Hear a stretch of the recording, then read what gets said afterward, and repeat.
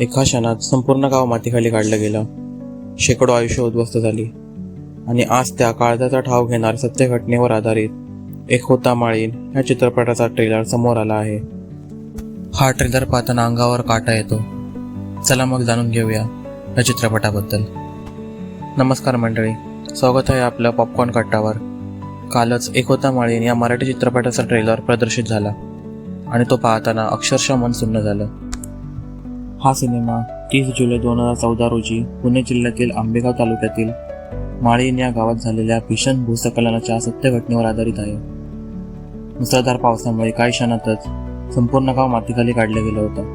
अनेक कुटुंबांनी आपली प्रियजन गमावले आणि काही क्षणातच सर्व काही संपलं. ट्रेलरमधील ही प्रत्येक फ्रेम वास्तवाची जाणीव करून देते. कलाकारांचा अभिनय, अजय अतुल यांचं संगीत आणि भावनिक दृश्य इतकी प्रभावी आहेत की पाहताना डोळ्यात पाणी आलंच पाहिजे. हा फक्त एक चित्रपट नाही, तर त्या दुर्दैवी घटनेत जीव गमावलेल्या लोकांना वाहिलेली श्रद्धांजली आहे. तसेच निसर्गासमोर माणूस किती असहाय्य असतो याचीही जाणीव करून देणारा हा सिनेमा आहे. माझ्या मते हा चित्रपट फक्त महाराष्ट्रातच नाही तर संपूर्ण देशभर प्रदर्शित व्हायला हवा.